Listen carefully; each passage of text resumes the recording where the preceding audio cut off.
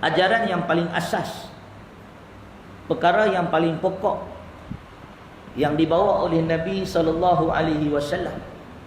ialah mengajak orang ramai dan manusia beriman kepada Allah Subhanahu wa taala dan hari akhirat. Maka sebab itu para ulama menyebutkan bahawa perkara yang paling usul, asas dalam agama ini terbahagi kepada tiga. Usul agama ini terbahagi kepada tiga. Sebagaimana yang sabit di dalam hadis yang diriwayatkan daripada Nabi SAW mengenai soal jawab malaikat di dalam kubur. Dan para ulama di kalangan mereka ada yang menulis kitab. Antara yang masyhur ialah Usulus Salasah. Usulus Salasah, tiga usul yang utama. Tuan-tuan dan puan-puan yang dikasihi sekalian, agama ini, Islam yang kita terima sebagai agama dalam hidup kita terbahagi kepada dua, usul dan furu'. Usul, asal. Usul tu bermakna dasar, bermakna tiang. Usul itu bermakna sesuatu yang pokok, yang utama. Dan agama ini juga ada cabang-cabangnya. Cabang-cabang bagi agama ini dikenali sebagai furu'. Furu' itu diambil dari farak, iaitu ranting cabang. Maka Islam ini agama yang terbahagi kepada dua, usul dan furu'. Dan kita sebut tadi bahawa usul dalam Islam terbahagi pula kepada tiga bahagian. Dari mana dapat tiga bahagian ini? Daripada hadis Nabi SAW yang diriwayatkan oleh Imam Ahmad, Ibnu Majah dan lain-lain. Iaitu hadis Nabi SAW mengenai soalan malaikat Munkar dan Nakir yang akan bertanya manusia di dalam kubur. Iaitu soalan yang pertama, Man Rabbuka? Siapa Tuhan kamu? Manakala soalan yang kedua ialah soalan Ma dinuka? Apa agama kamu? Dan soalan yang ketiga ialah Man hazal lazi? Siapakah orang yang diutuskan kepada kamu? Iaitu Nabi Muhammad SAW. Tuan-tuan dan puan-puan muslimin dan muslimat rahimakumullah.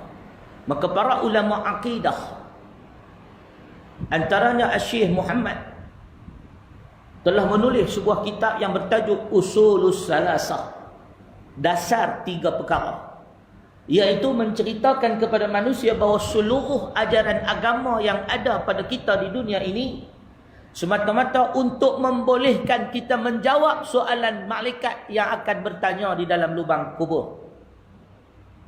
Amalan yang kita buat, ilmu yang kita pelajari, segala kebaikan yang kita usahakan adalah semata-mata untuk membolehkan kita menjawab soalan malaikat Munkar dan Nakir di dalam kubur. Iaitu soalan yang pertama ialah Man Rabbuka? Siapa Tuhan kamu? Muslimin dan muslimat rahimakumullah. Pertanyaan malaikat di dalam kubur tidaklah boleh dijawab dengan sekadar kemajuan akal.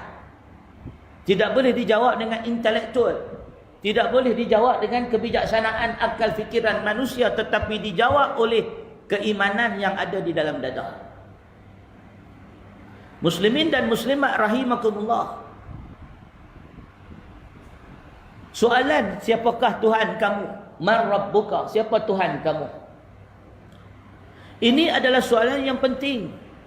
Walaupun kita dengan mudah mengatakan bahawa Tuhan kita ialah Allah, Allahu Rabbi, Allah itu Tuhan aku, tetapi jawapan itu sangat dangkal apabila tidak disokong dengan amal perbuatan dan kehidupan kita yang akan menjadi saksi di dalam kubur. Betapa ramai manusia yang mengucapkan Tuhannya Allah, tetapi dia tidak beribadah kepada Allah, tetapi tunduk kepada hawa nafsunya. Afaman ittakhadha ilahahu hawa. Allah bertanya di dalam Al-Quran, tidakkah kamu melihat sekumpulan orang yang mengambil hawa nafsunya sebagai Tuhan, yang mentaati hawa nafsunya siang dan malam, atau orang-orang yang menjadikan ideologi sebagai Tuhannya, orang-orang yang mengambil sembahan-sembahan selain Allah, yang meminta, yang berdoa, yang sujud dan tunduk kepada selain Allah Subhanahu wa ta'ala. Maka bagaimanakah mereka akan menjawab soalan yang paling asas dan utama? Man Rabbuka? Siapa Tuhan kamu? Maka kata para ulama, soalan yang pertama yang akan ditanya oleh para malaikat kepada manusia di dalam kubur, iaitu Man Rabbuka? Siapa Tuhan kamu? Hanya dapat dijawab oleh orang-orang yang bertauhid kepada Allah Subhanahu wa ta'ala. Soalan yang pertama ini hanya layak dijawab oleh orang-orang yang bertauhid kepada Allah Subhanahu wa ta'ala. Sesuai dengan sabda Nabi sallallahu alaihi wasallam daripada Muaz bin Jabal. Qala Nabi sallallahu alaihi wasallam, man akhiru kalamihi la ilaha illallah dakhala al-jannah. Siapa yang akhir perkataannya ialah tiada Tuhan yang berhak disembah selain Allah, maka dia adalah orang yang akan masuk syurga. Tuan-tuan dan puan yang dikasihi sekalian, soalan pertama yang akan disoal oleh malaikat kepada kita ialah Man Rabbuka? Siapa Tuhan kamu? Maka jawapannya bukan dari lidah tetapi dari iman. Jawapannya ialah daripada jiwa yang bertauhid kepada Allah, yang menjauhi syirik, yang menegakkan ketauhidan di dalam dirinya. Maka mereka orang yang akan menjawab soalan yang pertama ini. Manakala soalan yang kedua akan disoal oleh malaikat kepada kita di dalam kubur, iaitu madinuka? Apa agama kamu? Maka kata para ulama, soalan yang kedua ini pula adalah berkenaan dengan perkara-perkara yang disebut sebagai syariat. Pertama adalah tauhid. Soalan Man Rabbuka? Siapa Tuhan kamu? Soalan tentang tauhid. Manakala soalan yang kedua akan disoal oleh Munkar dan Nakir ialah madinuka? Apa agama kamu? Muslimin dan muslimat rahimakumullah, ma makna din? Apa makna agama? Ma huwa din? Apa dia din? Ad-din, dinun. Apa makna din? Kalau dilihat di dalam bahasa Arab, ad-din ialah cara hidup. Ad-din, ad-dinun ialah al-i'tiqad. Din ialah kepercayaan. Din ialah manhaj. Din ialah tariqul hayah, jalan hidup seseorang insan.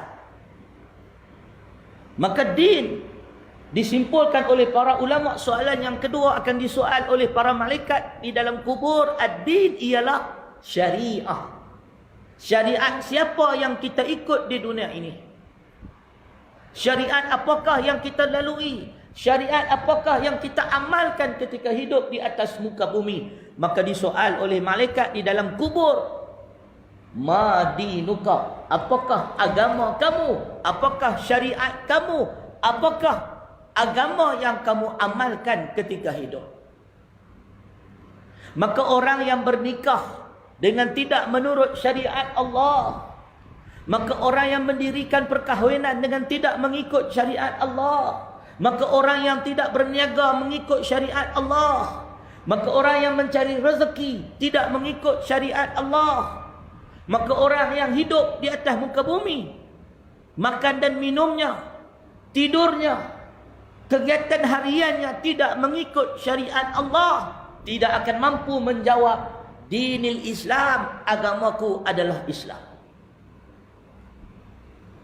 Ini kerana disebut di dalam hadis daripada Nabi sallallahu alaihi wasallam, man 'asha 'ala syai'in, man 'asha 'ala syai'in mata 'alaihi. Disebut oleh para ulama satu perkataan yang masyhur, yang disandarkan, diangkat kepada hadis Nabi sallallahu alaihi wasallam. Man 'asha 'ala syai'in, seseorang yang hidup di atas satu perkara, mata 'alaihi, maka atas perkara itu juga dia akan mati. Seseorang yang hidup di dalam ketaatan kepada Allah, mata 'alaihi, di dalam kematian, di dalam ketaatan kepada Allah dia akan mati. Sesiapa yang hidup di dalam kemaksiatan kepada Allah, maka di dalam kemaksiatan dia akan mati. Man 'asha 'ala syai'in mata 'alaihi. Siapa yang hidup di atas sesuatu perkara, maka di atas perkara itu juga dia akan mati. Muslimin dan muslimat rahimakumullah, di dalam hadis yang lain disebut daripada Nabi sallallahu alaihi wasallam, innamal a'malu bil qawatim, sesungguhnya amalan anak Adam, innamal a'mal, sesungguhnya amalan perbuatan manusia bil qawatim, tergantung kepada pengakhirannya. Amalan kita semua, baik atau buruk, bergantung kepada pengakhiran kita. Dan kaedah yang disebut oleh para ulama, man 'asha 'ala syai'in mata 'alaihi, seseorang yang hidup dalam satu perkara, pada perkara itu juga dia akan mati. Seseorang yang hidupnya bergelumang dalam perniagaan, dia mati dalam perniagaan. Seseorang yang bergelumang hidupnya di dalam jihad, dia mati di dalam jihad. Seseorang yang bergelumang di dalam dakwah, dia mati di dalam dakwah. Seseorang yang hidup di atas Islam, maka dia mati di atas agama Islam sebagai Muslim. Muslimin dan muslimat rahimakumullah. Maka sebab itu penting tuan-tuan dan puan-puan, muslimin dan muslimat rahimakumullah, kita bertanya kepada diri kita, atas agama apakah kita hidup sekarang ini? Kita makan berdasarkan syariat Islam atau bukan berdasarkan syariat Islam? Kita bekerja menurut syariat Islam atau mengikut syariat selain dari agama Islam? Kita berpolitik, adakah menurut syariat Islam atau tidak menurut syariat Islam? Kita menuntut ilmu, kita mencari nafkah, kita bekerja, kita berniaga, kita berurusan di dalam kehidupan ini, adakah berpandukan kepada syariat Islam atau sebaliknya? Penampilan kita, pemakaian kita, aurat kita, maka semuanya itu adakah sekadar kehidupan di dunia yang tidak mempunyai kaitan dengan agama atau benar mempunyai kaitan dengan agama? Maka inilah 3 usul yang akan disoal di dalam kubur. Maka semua hadis-hadis yang lain, ayat-ayat Al-Quran yang lain menyokong 3 perkara ini.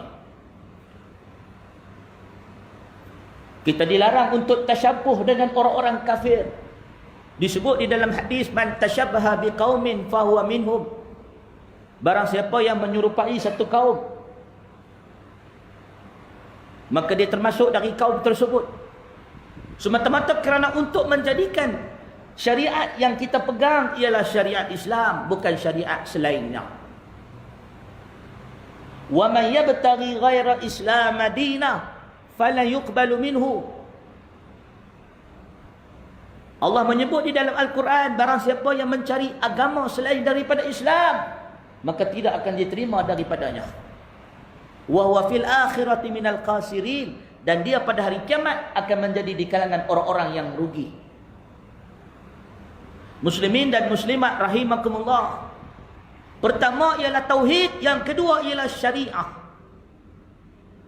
Maka berbicara tentang syariat Islam, ramai orang menunggang syariat ini.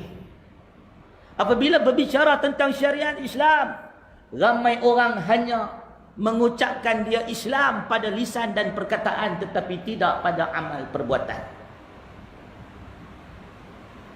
Nabi SAW telah memperingatkan kita satu golongan manusia yang akan muncul pada akhir zaman. Sebagaimana di dalam hadis yang diriwayatkan oleh Imam Muslim, yaitu golongan yang disebut sebagai musuh, aduun, musuh. Yang berjihad menentang mereka adalah satu kewajipan kepada orang-orang yang beriman. Dan mereka itu mempunyai dua ciri di dalam hadis yang sahih yang diriwayatkan oleh Imam Muslim. Apakah dua ciri tersebut? Yaqulun ma la yaf'alun. Mereka mengatakan sesuatu yang mereka tidak buat. Cakap tapi tak buat. Dan perkara yang kedua yang disebutkan oleh Nabi SAW, ciri-ciri musuh pada akhir zaman. Yaf'alun ma la yu'marun. Mereka melakukan apa yang tidak disuruh buat. Maka mereka berkata dalam agama ini benda yang mereka tak buat. Dan mereka buat dalam agama ini benda yang tak diperintahkan dan tak disuruh buat. Benda yang Allah tak suruh pergi buat. Hadis ini diriwayatkan oleh Imam Muslim dengan sanad yang sahih daripada Abi Hurairah. Muslimin dan muslimat rahimakumullah. Maka sebab itu penting bagi umat Islam memahami tiga soalan yang asas ini. Yang pertama ialah tauhid, yang kedua ialah syariah, dan yang ketiga soalan yang akan ditanya oleh munkar dan nakir di dalam kubur. Man hadzal ladzi, man hadzal rajul, dalam riwayat disebut, siapakah orang lelaki ini yang diutuskan kepada kalian?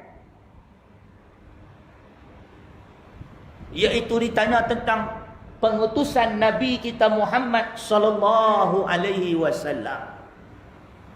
Maka soalan yang ketiga akan ditanya di dalam kubur ialah mengenai sunnah Nabi sallallahu alaihi wasallam, sejauh mana kita mematuhi, mengikuti petunjuk yang dibawa oleh baginda Rasulullah sallallahu alaihi wasallam. Muslimin dan muslimat rahimakumullah.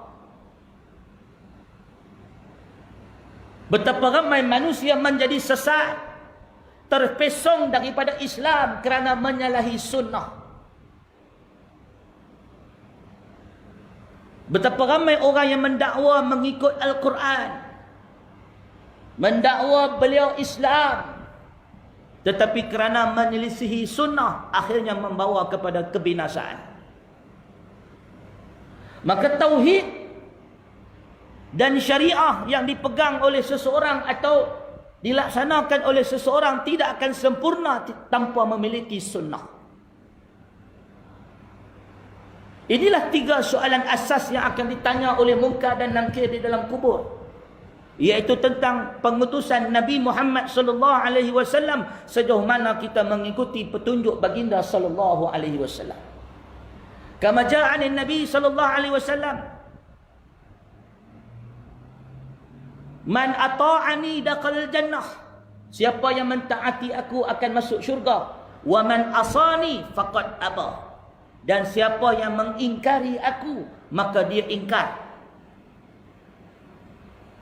Kata Nabi SAW, orang yang mentaati Nabi akan masuk syurga. Orang yang mengingkari Nabi, merekalah ialah orang-orang yang ingkar dan enggan masuk syurga. Orang yang tak mau masuk syurga. Karena kata Nabi sebelumnya, semua umat aku akan masuk syurga kecuali orang yang enggan, orang yang ingkar. Sahabat tanya, siapa yang ingkar? Nabi kata, orang yang mentaati aku masuk syurga. Orang yang enggan mentaati aku, merekalah orang yang ingkar. Sahabat-sahabat yang dikasih sekalian, tuan-tuan dan perempuan yang dikasih sekalian, saya bagi contoh. Kita berikan contoh kepada tuan-tuan dan perempuan rahimakumullah. Kenapakah penting berpegang kepada sunnah Nabi sallallahu alaihi wasallam? Kerana begitu banyak firqah. Firqah ni maknanya kumpulan-kumpulan yang terpesong daripada Islam yang dibawa oleh Allah dan Rasul, yang diturunkan oleh Allah kepada Rasulullah sallallahu alaihi wasallam. Betapa banyak orang terpesong, menyeleweng dan menjadi sesat kerana tidak mengikuti sunnah Nabi sallallahu alaihi wasallam.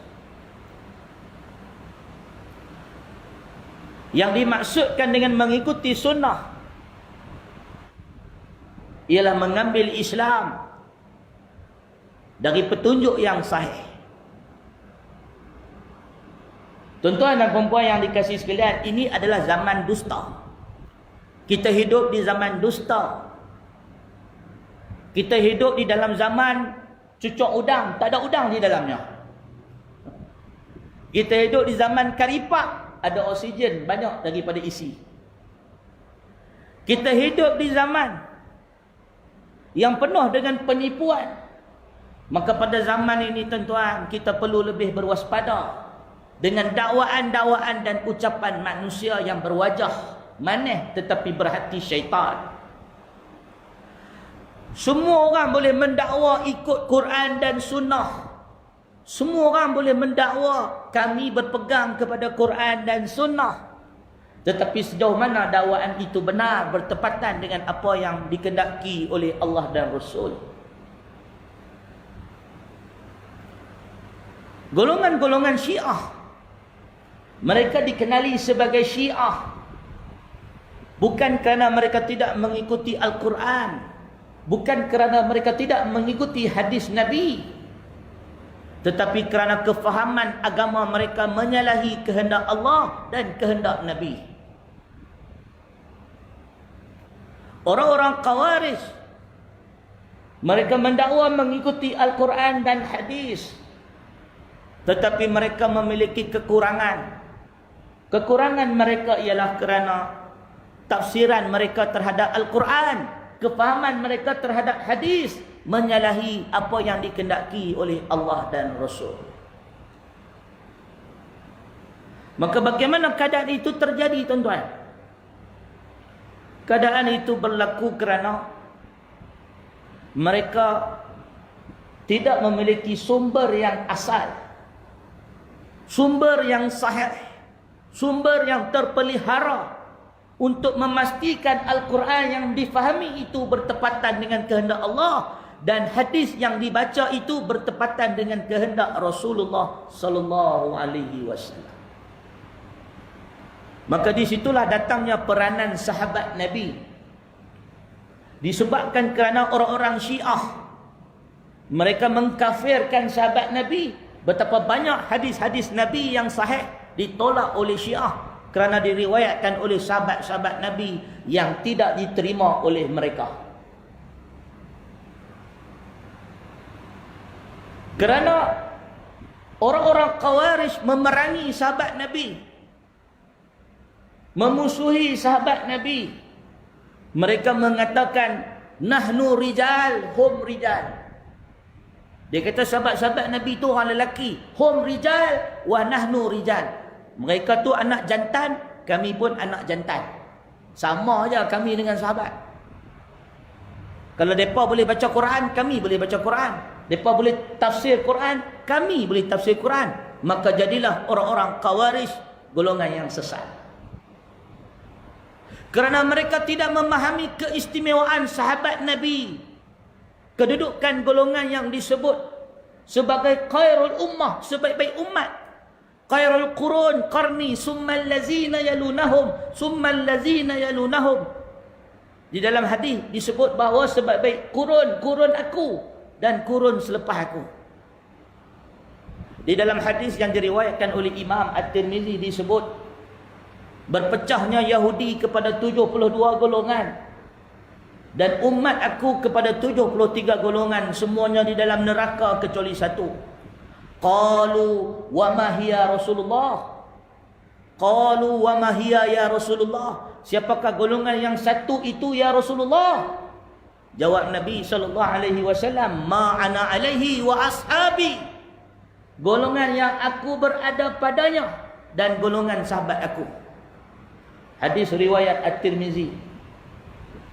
Muslimin dan muslimat rahimakumullah. Maka daripada hadis-hadis ini menunjukkan kedudukan sahabat Nabi sebagai pentafsir Al-Quran. Orang yang memahami Al-Quran, asbab diturunkan, kepada siapa diturunkan, apa hukum yang dibawa. Mereka adalah ashab Nabi sallallahu alaihi wasallam, sahabat Nabi. Apa definisi sahabat Nabi?